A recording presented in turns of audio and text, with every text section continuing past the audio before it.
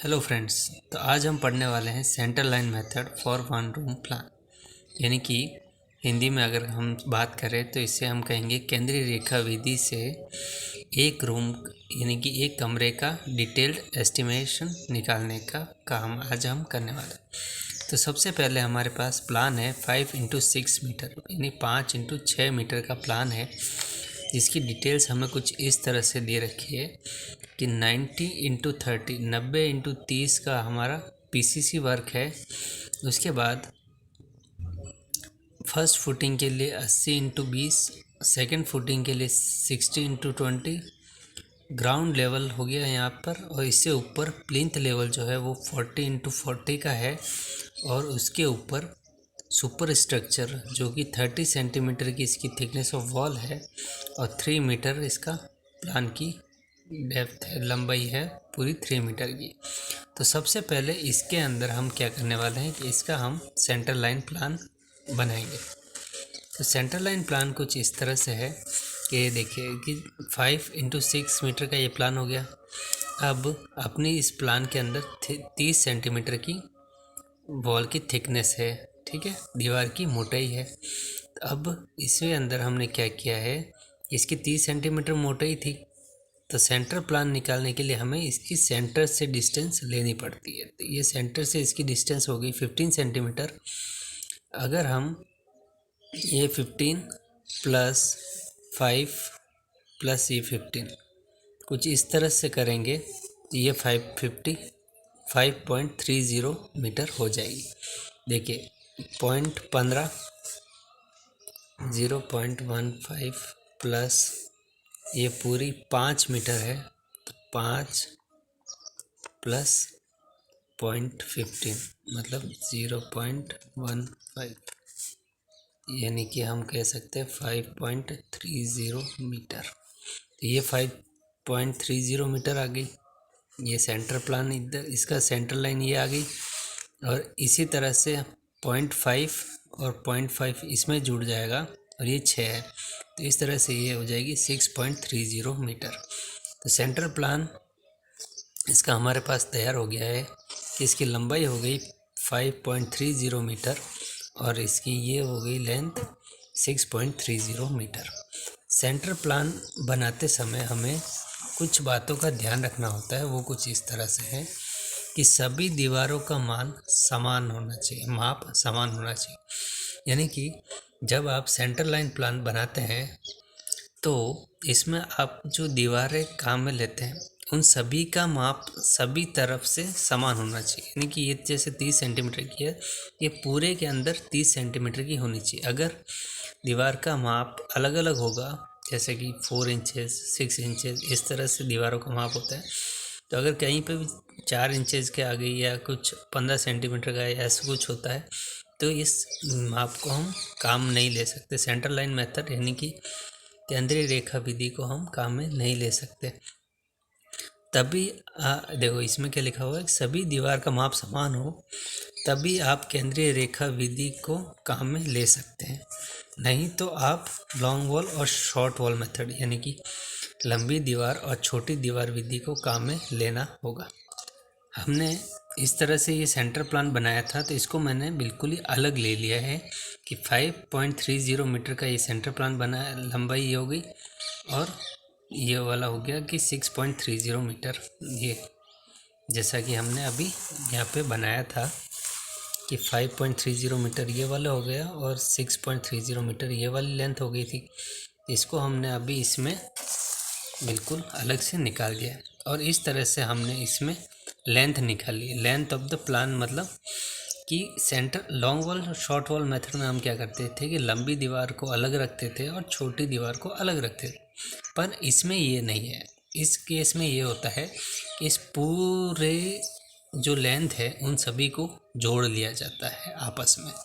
तो किस तरह से, देखिए सबसे पहले 5.30 मीटर इधर से ली, फिर 6.30 इधर लिया, फिर यहाँ से वापस इधर आए तो 5.30 और ऐड हो गया, और यहाँ से वापस इधर आए तो ये वाली लेंथ जुड़ गई 6.30। मतलब इस पूरे यहाँ से शुरू करके इस पूरे में घूमते हुए वापस यहाँ पे आते हैं, तब तक की लेंथ को हमें जोड़ना होता है।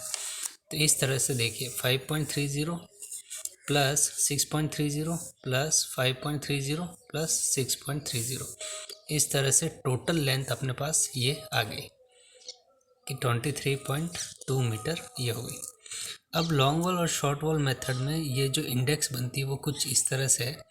ऐसा नंबर आइटम्स ऑफ नंबर, यानी कि आइटम ऑफ वर्क, जो भी हम काम करते हैं वो इसके अंदर लिखेंगे। देखिए इस लॉन्ग वॉल और शॉर्ट वॉल मेथड में पहले यहाँ पे नंबर्स लिखा हुआ होता था, जिसमें हम लिखते थे कि 2 वॉल्स है या 3 वॉल्स है, वो तो ये लाइन हट जाएगी। इसके अंदर लेंथ, ब्रेथ और हाइट, इन चीज़ों को सीधा लिखना होता है।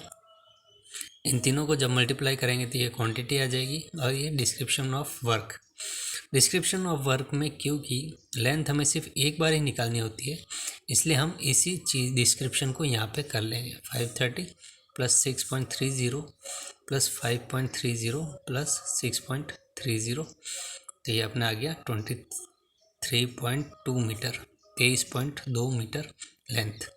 ये लेंथ अपने सब में फिक्स हो गई है। ठीक है, ये चीज़ हो गई। अब सबसे पहला वर्क होता है अपना एग्जीक्यूशन वर्क।